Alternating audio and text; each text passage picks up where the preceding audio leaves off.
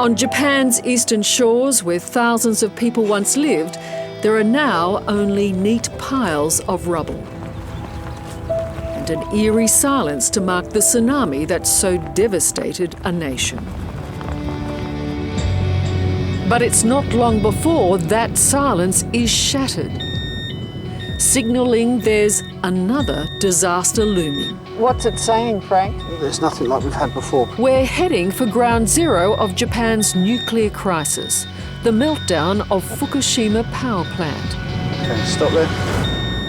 It's more than 20 kilometres away, but already we're picking up its deadly fallout. The radiation is building the further we go in, so it's going to be too dangerous to carry on. So we actually have to stop here? Yeah. I'm not willing to take you any further. Radiation expert Frank Jackson and his Geiger counters tell us we've already come too far. So even protective gear's not enough? Gamma radiation is it's a stronger form of radiation. It will go through most things apart from lead. Okay, so that's the sort of radiation we want to avoid? It is, yeah. Okay. Fukushima, a major supplier of Japan's power, once looked like this. These shocking new images show the moment the tsunami smashed into the plant, triggering a series of fires and explosions. Just 200 kilometres from Tokyo, 3 of the 6 nuclear reactors at Fukushima are now in meltdown, and deadly radiation has already leaked into the sea and air. They say the reactor accident is stable. Yes, that's true. Stable like you're hanging on the edge of a cliff, hanging by your fingernails, and then one by one your fingernails start to crack. That's stability.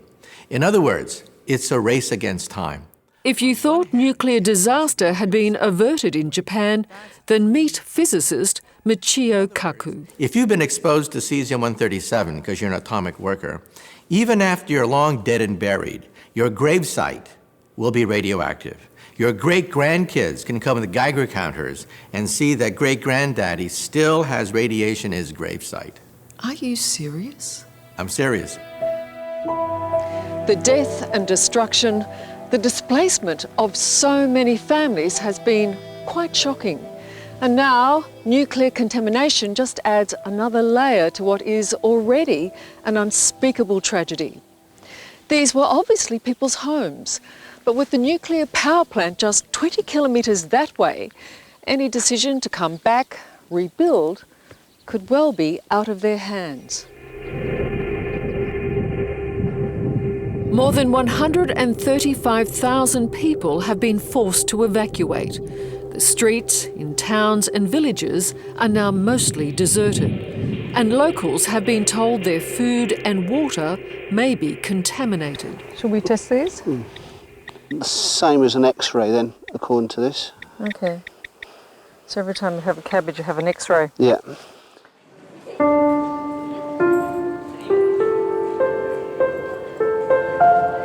These are Japan's radiation refugees.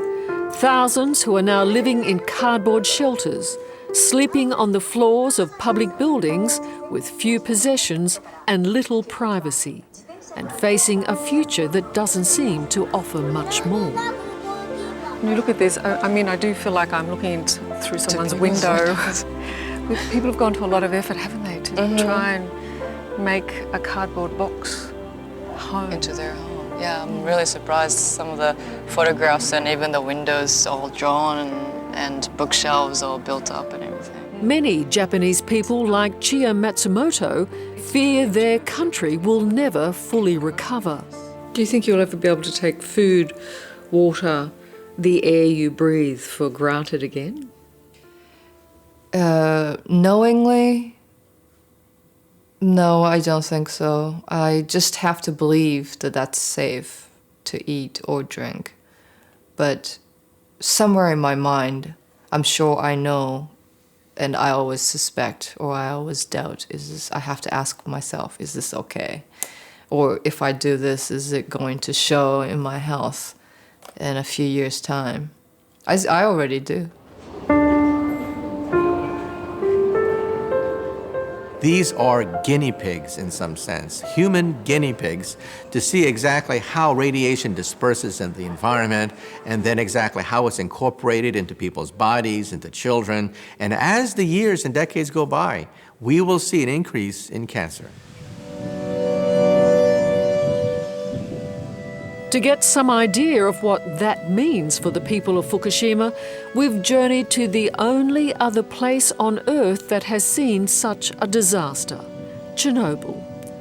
This is Pripyat, once a city of 53,000 people, purpose-built for Chernobyl workers and their families, now a ghost town. In the morning, it was 34 hours after the accident, they told people to get documents and get outside of the building. But for the people of that city, they thought they were leaving for just 3 days. For 3 days, yeah. So they left everything. Basically, yes. No one will ever go back there, will they? That's for sure. In 1986, the Chernobyl nuclear reactor in the former Soviet country of Ukraine exploded. Sergei Ivanchuk was 16. When it happened, nobody in this country, in the world, knew how bad it was. Even the director of the power plant, even the people who worked there. I think the first people who realized that it was bad, those firefighters that, you know, the first victim that died first night. Those firefighters were brought here to this now abandoned hospital. My goodness. And down in its basement are their discarded, contaminated uniforms, their boots, coats, and even a cap. You know what's shocking about this, Sergei, is that 25 years later, this is still incredibly radioactive. Yeah, definitely. It is a terrible reminder of the horrors those rescue workers faced, of not just a fire, but an invisible enemy. Actually don't feel good about being here. Think we should go? Yeah, sure. And when it contaminates a community, this can be the result. At Kiev's radiation hospital, built specifically for Chernobyl victims, children born years after the disaster are today battling cancer and other illnesses believed to be caused by the contamination. How do you feel about that? It's something you didn't see, but it affects you. But I understand that it was very terrible, and this time it was so bad. The containment vessel in Chernobyl's number 4 reactor ruptured during a safety test, sparking a series of explosions and a fire, spewing a cloud of radiated particles across Europe. Helicopters came in with boric acid, sand, concrete with lead shielding to protect the crew and dumped 5,000 tons of boric acid, sand, concrete, and just buried the reactor. It took years to do this and created a sarcophagus. Today, Reactor 4 is an industrial blight on the Ukraine landscape. And the concrete cover you see a mere band-aid over a molten core that's still hot and some fear is still melting. And there are plans to build a new sarcophagus as this cover is breaking down. The Chernobyl nuclear disaster is still far from over. To this day, there is a 30-kilometre exclusion zone surrounding Chernobyl. And visitors must first get government approval to come here because high radiation levels are still being recorded. This device is purely to detect the radiation in the air, and this area is supposed to be very radioactive. And when I bring it along to somewhere like this, it becomes very active.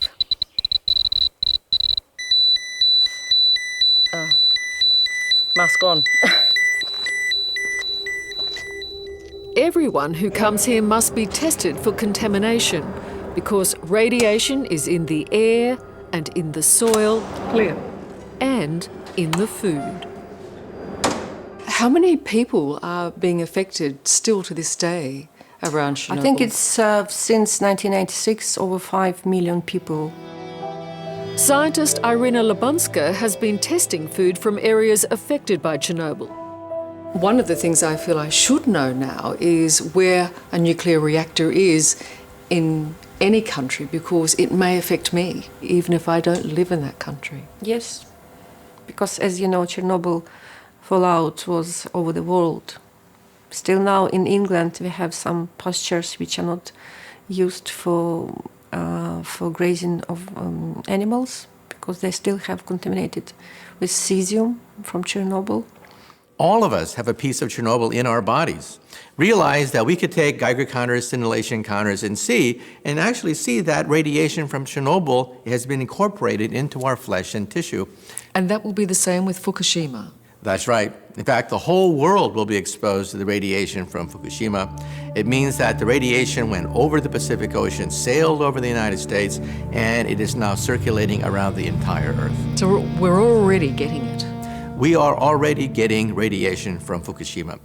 Do you fear that Fukushima will become the Chernobyl of Japan, a dead centre, a place that no one can ever go back to? I think, unfortunately, it will become that way, and it has to be that way, or it has to be kept that way. This nuclear disaster brings with it an enemy its victims can't see or smell, yet has the power to take everything from them. A cheap, reliable energy source that could now cost them dearly. Every nation of the world that has decided to go nuclear has to reassess the real dangers.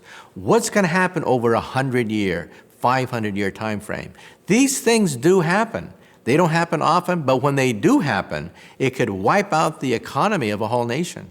And so nations have to democratically decide for themselves, are they willing to take the risk?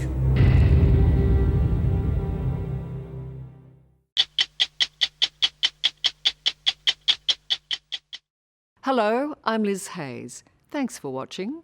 To keep up with the latest from 60 Minutes Australia, make sure you subscribe to our channel. You can also download the 9Now app for full episodes and other exclusive 60 Minutes content.